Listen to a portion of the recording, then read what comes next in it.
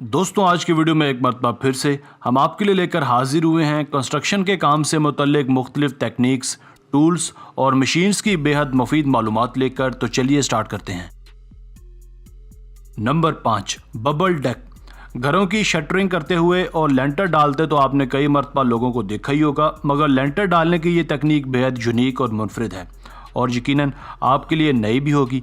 इस किस्म की तकनीक में ये बबल डेक का नाम दिया जाता है। सबसे पहले प्लास्टिक की बॉल्स को सरिये के बने फ्रेम में डाला जाता है।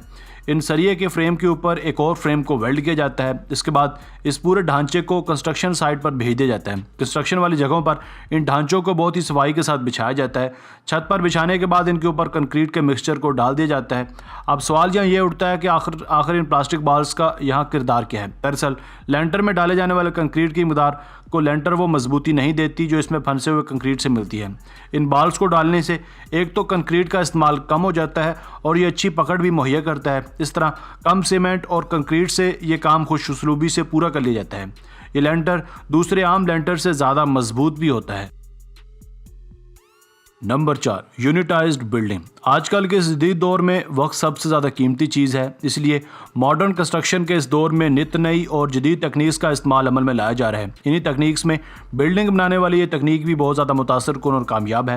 वीडियो में देखा जा सकता है कि यहाँ एक 7 मंजिला इमारत को तैयार किया जा रहा है और उसकी तैयारी महज 11 दिन में मुकम्मल होने वाली है। इस तकनीक में बड़े बड़े बॉक्सेस में कमरे को पहले ही तैयार कर लिया गया होता है, जिन्हें बाद में क्रेन की मदद से एक दूसरे के ऊपर रखना होता है। इन कमरों में बिजली की वायरिंग से लेकर पानी की निकासी तक तमाम इंतजामात पहले से ही कर लिए गए होते हैं, इसलिए जब इन्हें रखना होता है तो सबसे पहले सही सिमत का तयन करना होता है। इस तकनीक का इस्तेमाल करते हुए काम तो जल्दी निबटता है ही, मगर साथ ही साथ काम भी बहुत ज़्यादा सफाई के साथ होता जाता है। ये बिल्डिंग दूसरी बिल्डिंग्स की तरह ही मजबूत और पायदार होती हैं। नंबर 3, रोका मैट। जब भी दीवारों पर पेंट करना होता है तो इसके लिए दीवारों पर पहले से लगे पेंट को अगर हटा दिया जाए तो दीवारों पर पेंट की फिनिशिंग बहुत अच्छी आती है। ये काम बहुत ही सख्त और मुश्किल होता है, इसलिए इस काम को आसान बना देती है ये कमाल की मशीन जिसे नाम दिया गया है रोका मैट मशीन का। इस मशीन के इस्तेमाल से पहले दीवारों को पानी के इस्तेमाल से नम कर लिया जाता है। इसके बाद इस मशीन का इस्तेमाल किया जाता है, जैसा कि आप यहाँ देख भी सकते हैं कि किस कदर सफाई से ये मशीन पेंट को खुरच कर दीवारों से अलग करती जा रही है। ये मशीन महज पेंट की मोटाई को ही खुरचती है, यानी ये दीवारों को बिल्कुल भी नुकसान नहीं पहुंचाती। जब ये दीवार पर पेंट किया जाता है तो बहुत ही अच्छी फिनिशिंग आती है। जो दीवारों से पेंट की मोटी तह उतारने के लिए ये एक बहुत ही बेहतरीन टूल और जुगाड़ है। नंबर 2, टोपो। क्या आपने कभी सोचा था कि दीवारों पर प्लास्टर लगाने का काम इतना तेज़ और आसान भी हो जाएगा? इस मशीन का नाम है टोपो। आप देख सकते हैं कि ये मशीन किस कदर तेज़ी के साथ दीवारों पर प्लास्टर लगा रही है। प्लास्टर लगाने के लिए इस मशीन को दीवार के साथ एक मखसूस दूरी पर खड़ा किया जाता है, जिसके बाद इस मशीन में प्लास्टर का मिक्सचर डाल दिया जाता है।